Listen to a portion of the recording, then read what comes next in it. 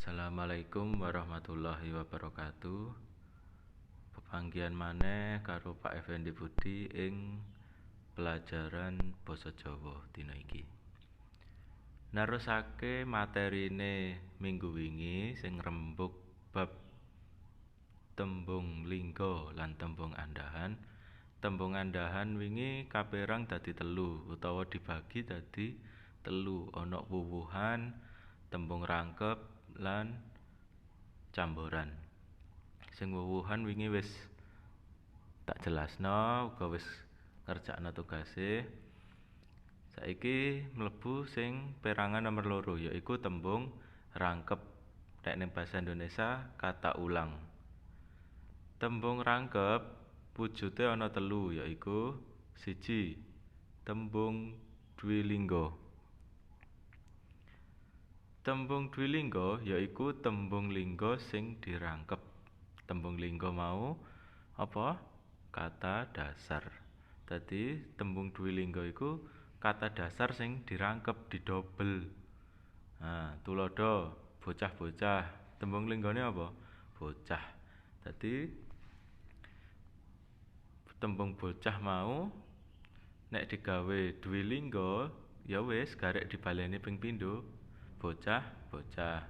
Pengucapane penulisane digarek dibaleni ping pindho. Putra, putra. Abang, abang. Gawe, gawe. Seneng, seneng. Rame, rame. Ayu, ayu. Lan sapanunggalane. Wis ngerti ya. Dadi tembung dwilingga iku kata dasar dibaleni ping pindho utawa dirangkep. Sing nomor 2 tembung dwilingga salin swara. Tembung dwilingga salin swara yaiku tembung lingga sing dirangkep nanging swarane owah utawa salin. Dadi nek sing pertama mau cukup dirangkep tok, ditulis utawa diucapne 2 kali ping pindho. Nek tembung dwilingga salin swara iki padha cuma ana perubahan swara. Swara iku huruf vokal. Ya, tuladha bola bali. Tembung linggane apa? Bola apa bali? Bali. Dadi bola bali. Ana perubahan huruf vokal ya. Mulah mulih. Tembung linggane mulih. Gonta ganti. Tembung linggane ganti. Tuka tuku. Mesam mesem lan sapanunggalane. Dadi tembung dwilingga salin swara iku padha kata dasar sing diulang 2 kali, tapi ada perubahan suara vokal. Ya. Sing nomor 3 tembung dwipurwa. Dwi tegese loro, purwa tegese wiwitan. Dadi tembung dwipurwa yaiku tembung sing dirangkep purwaning tembung utawa wanda sing dadi wiwitane tembung. Ngene tak perjelas ya. Dwi mau loro. Purwa iku wiwitan. Wiwitan itu awalan. Dadi tembung dwipurwa yaiku tembung sing dirangkep kata yang dirangkap purwaning tembung, dadi awalannya kata atau wanda utawa wanda. Wanda iku apa sih? Wanda iku suku kata utawa wanda suku kata sing dadi wiwitane tembung. Jadi dalam setiap kata itu pasti ada suku katanya. Contone mangan. Mangan iku ana pirang suku kata, ana pirang wanda? Ana 2 ya. Ma karo ngan. Tulung ana pira? 2. Tu karo lung. Lara ana 2. Lo karo ro. Wis. Dadi nek tembung dwipurwa iku sing diulang, nek sing tembung dwilingga mau katane diulang ya. Nek tembung dwipurwa iki sing diulang kudu katane, tapi suku kata. Lah, suku kata sing endi sing diulang? Suku kata sing ngarep. Ngerti ya? Dwipurwa, purwa iku ngarep. Dadi sing diulang suku kata sing ngarep. Tuladhane iku mau mangan. Karena suku kata sing ngarep ma, berarti dadi mamangan, yaiku ma plus mangan, mamangan. Terus terakhirnya tadi memangan. Engko tak jelasno. Ya, tuladha sing nomor loro tulung. Wanda ngarepe tu, suku kata ngarepe tu. Dadi tutulung. Nah, terus pungkasane dadi tetulung. Loro dadi laloro. Terus terakhirnya leloro. Nah, resik reresik. Nah, saiki wis ngerti ya. Jadi nek dwi lingga mau sing disalin iku katane, nek dwi purwa iki sing disalin suku kata. Dadi cuma suku kata sing ngarep tok nek dwi purwa iki sing disalin, gak keseluruhan katane. Nah, saiki peraturane, nah iki sing kudu dicatet. Karena engko sing garahe kleru biasane nek ning ulangan iku sing iki. Dadi dwi purwa duweni peraturan. Peraturannya apa? Setelah dirubah, ditambahkan suku katanya, didobel suku katanya, ya iku contohnya mangan, kan suku kata sing ngarep ma, dadi mamangan. Nah, terus nyapa kok mburine dhewe kok dadi memangan? Nah, karena tembung dwi purwa iku duweni aturan tambahane mau, dobelane mau sing ngarep iku vokale utawa suarane diowahi dadi e. E ya. Pepet e. Dadi sing kudune mamangan karena dobelane mau ma dadi memangan, berlaku untuk semuanya. Berlaku kanggo kabeh. Tutulung dadi tetulung. Loloro dadi leloro. Reresik karena iki wis berupa swara e dadi ya gak perlu dirubah, reresik ya, ngerti ya. Dadi nek sing pas didobel mau suarane urung dadi e, nek resik iki kan wis e. Reresik. Nah, wis e. Dadi gak perlu ana perubahan meneh. Nanging sing suarane sik gorong e, kaya iki tutulung, dadi ya kudu dirubah dadi tetulung. Ya, moga-moga paham. Gampang kok, wis insyaallah. Anak-anak kelas 7 pinter-pinter pasti paham. Ya, wis iku tembung dwi purwa. Saiki nomor 4 tembung dwi wasana. Iki walikane saka dwi purwa. Dwi tegese loro, wasana tegese pungkasan. Pungkasan iku akhiran. Dieling-eling ya.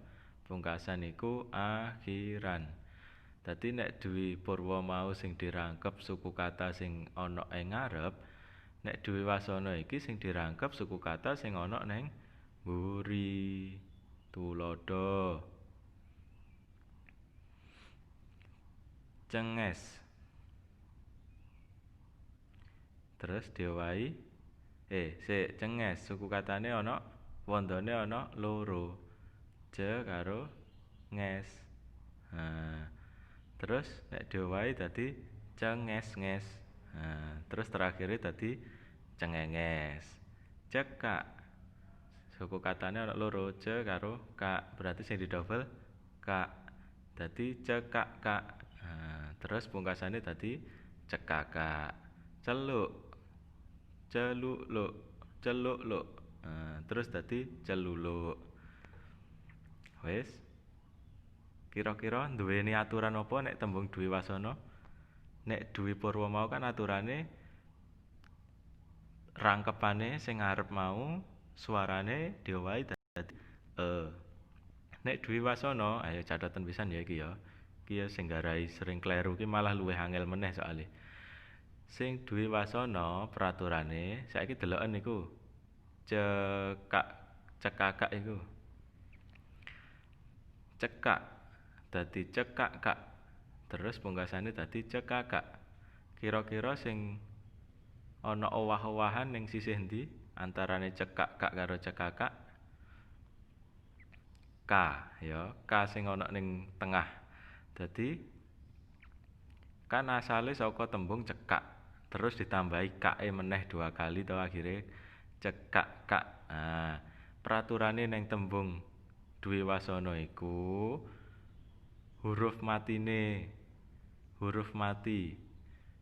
Ya, huruf mati sing paling mburi saka tembung iku mau, saka kata iku mau dihilangkan. Ya, cekak dadi K sing mburi iku dihilangkan. Dadi cekakak. Celuk K sing mburi iku dihilangkan, celuluk. Dadi sing dihilangkan kudu kane, dudu huruf matine sing dobelane lho ya, tapi malah dari kata asline ya ta. Wong neng tengah kok sing didobel kan sing neng mburi. Celuk-luk. Kane sing ilang, sing tengah dihilangi. Akhirnya dadi celuluk.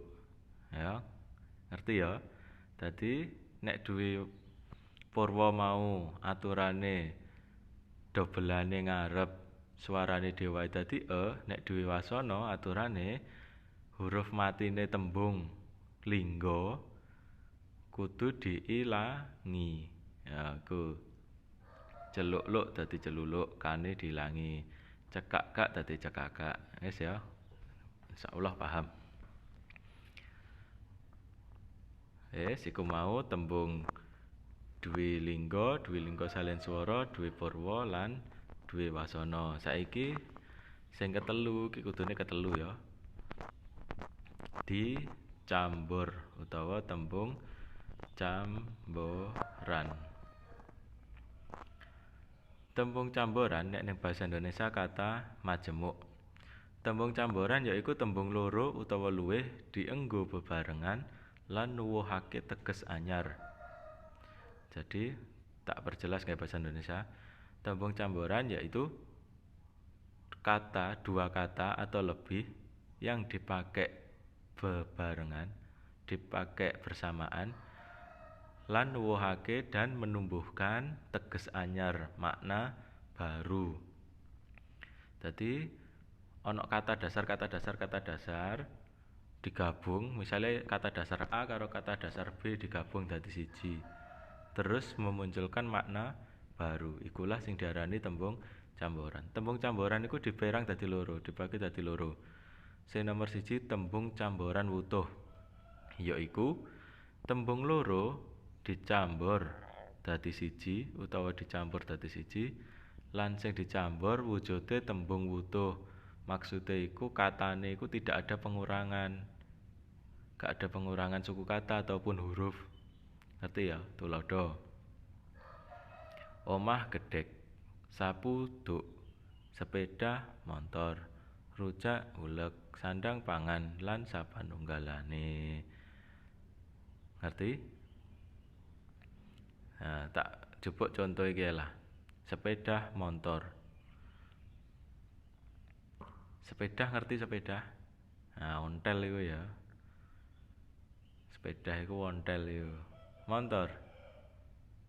Motor iku mobil. Nah, nanging ketika digabung sepeda motor dadine ya sepeda motor kae. Rujak uleg. Rujak ngerti rujak? Ulekan ngerti ulekan? Ngerti. Lah nek digabung dadi rujak uleg. Kan gak kabeh rujak iku kudu diulek to. Jadi rujak uleg iki memunculkan makna baru. Omah gedhek, omah ngerti omah? Nek iku mek tak pisah tok tak wene pertanyaan, ngerti omah? Pasti bayanganmu ana sing bayangke omah sing gedhe, ana sing bayangno omah sing apik, ana sing bayangno omah sing biasa aja ya wis ana. Nanging terus kowe tak tekoni meneh, gedhek ngerti gedhek? Kowe ngerti gedhek? Gedhek iku lho. Sing biasane digawe papan, digawe wates, digawe tembok, nanging sing anyaman saka bambu. Nah, iku jenenge gedhek. Lah, omah sing ning bayanganmu mau nek tak tambahi kata gedhek dadi omah gedhek, pasti memunculkan makna baru. Berarti omah gedhek iki apa? Omahe wong sing melarat banget. Ya, ngerti ya? Nah, iku tembung camboran wutuh. Dadi kata-katane utuh, dua katane iku utuh kabeh digabung dadi siji. Terus sing nomor loro tembung camboran wancah utawa tugel, yaiku tembung loro dicampur dadi siji lan sing dicampur wujud wancahan utawa tugelane tembung. Dadi dua kata digabung dadi siji tapi mek tugelane tok. Tugelane suku katane tok. Dadi nek sing pertama mau katane utuh, nek sing kedua iki camboran wancah iki katane mek punggelane tok, mek tugelane tok. Dadi ora utuh. Tulodo Pak Lik saka kata bapak cilik. Nah, dadi bapak dijupuk Pak tok, cilik dijupuk Lik tok, dadi Pak Lik. Ngerti ya Pak Lik ya? Om. Bude ibu gede. Nah, dadi ibu dijupuk bune tok, gede dijupuk dene, dadi bude. Bang Jo abang ijo. Perko emper toko. Lunglit balung kulit. Burjo kayak bubur kacang ijo lan sapanunggalane. Dadi nek sing tembung camboran wancah iki isine rong kata utawa luwih tapi dijupuk suku katane tok. Ngerti ya? Nah, wis materine tembung rangkep karo tembung camboran sampai sakmene wae. Engko nek ana pertanyaan, ana pitakonan, chat WA ne Pak Effendi. Aja lali sawise ngene dicek tugas. Aja sampai kelewatan. Bar ngene wis arep ana UTS, tugas-tugase sing gurung dijangkepi. Daripada engko wis dilebokne ning rapot ternyata nilaimu sik padha kosong. Wis semono wae. Wassalamualaikum warahmatullahi wabarakatuh.